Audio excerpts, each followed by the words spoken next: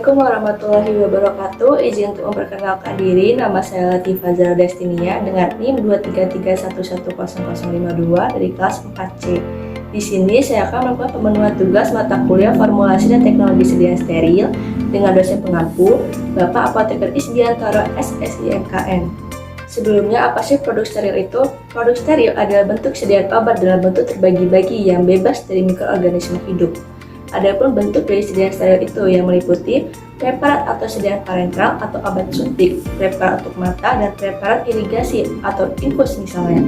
Produk steril harus dibuat dengan persyaratan khusus sesuai dengan CPOB dengan tujuan untuk memperkecil resiko pencemaran mikroba, partikulat, dan pirogen. Pembuatan produk steril harus sepenuhnya mengikuti metode pembuatan dan prosedur yang ditetapkan secara ketat, karena resiko yang ditimbulkan dari obat jenis ini juga sangat besar, seperti misalnya sepsis, yaitu inflamasi yang terjadi di seluruh tubuh disebabkan karena preparat steril yang tidak memenuhi syarat, atau infeksi. Adapun proses pembuatan steril secara garis besar yang dibagi menjadi dua kategori. Yang pertama, produk disterilkan dalam mode akhir yang disebut dengan sterilisasi akhir atau post-sterilization. Metode ini digunakan untuk produk yang tahan terhadap pemanasan, karena metode ini menggunakan pemanasan pada suhu 120 derajat Celcius selama 15 menit. Yang kedua, produk diproses secara aseptis pada sebagian atau semua tahap, yang disebut sebagai aseptic processing.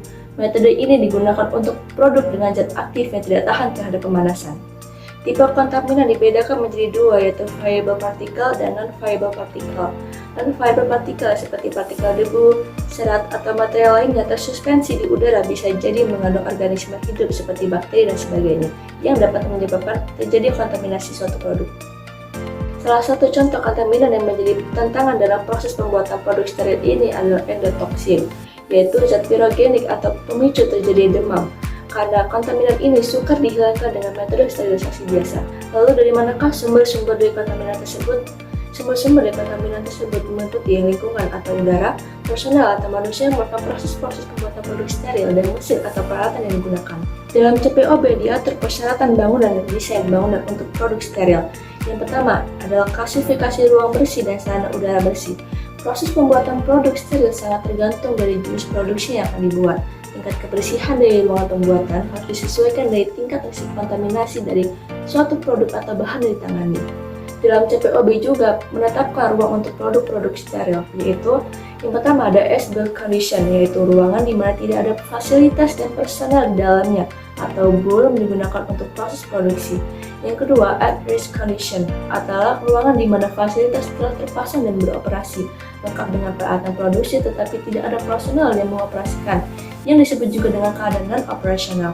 Yang ketiga, in-operation condition, yaitu ruangan di mana fasilitas dalam keadaan berjalan sesuai dengan modus pengoperasian, yang ditetapkan dengan sejumlah personel yang sedang bekerja, atau yang disebut juga dengan kondisi operasional. Pada pembuatan produk steril dibedakan menjadi 4 kelas kebersihan. Yang pertama, kelas A, yaitu zona untuk kegiatan yang beresiko tinggi, misalnya zona pengisian, model tutup karet, ampul dan valve terbuka, dan penyambungan secara aseptis.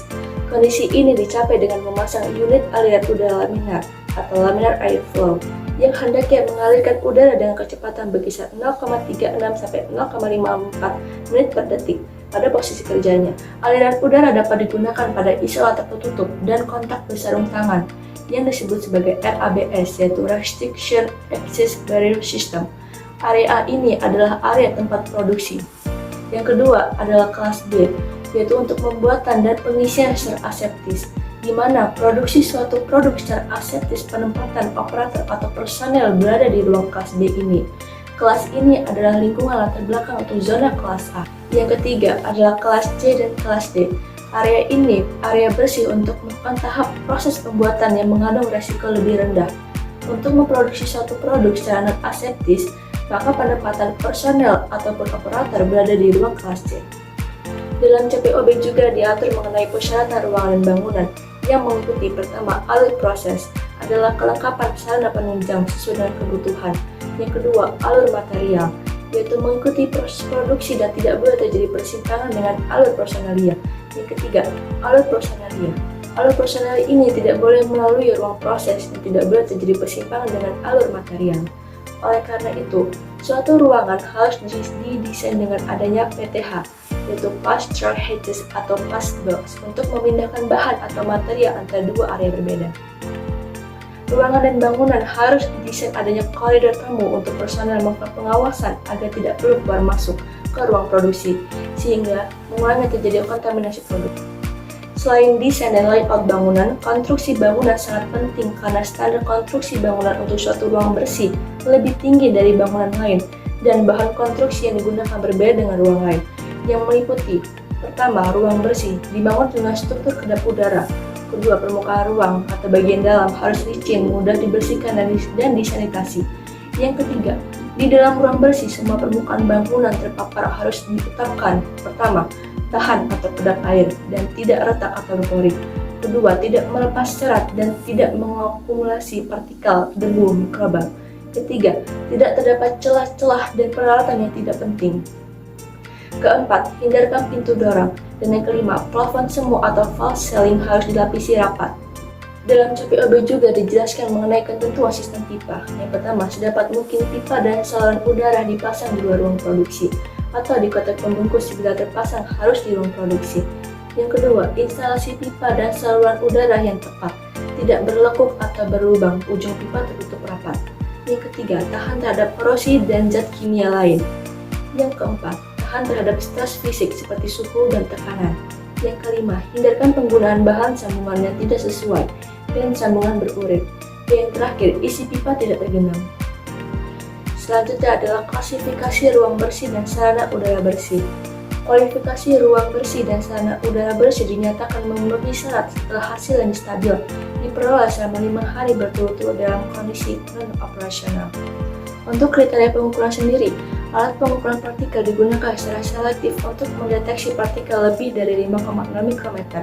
Jika menggunakan sistem pengambilan sampel jarak jauh dengan selang panjang, maka pada sistem unidirectional harus digunakan sampel Higgs isokinetis.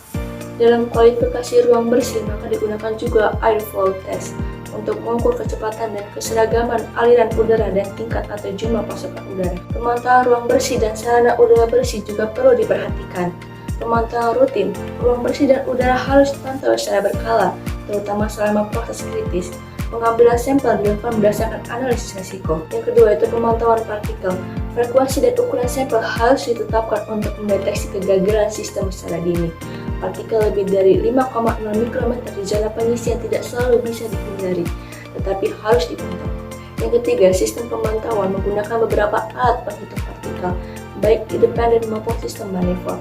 Pemantauan partikel di zona kelas A dan B penting untuk mendeteksi kegagalan dini. Keempat, pemantauan mikrobiologi dilakukan dengan metode seperti celon papar, sampel udara volumetris, dan pusat permukaan. Pengambilan sampel tidak boleh mengganggu zona perlindungan.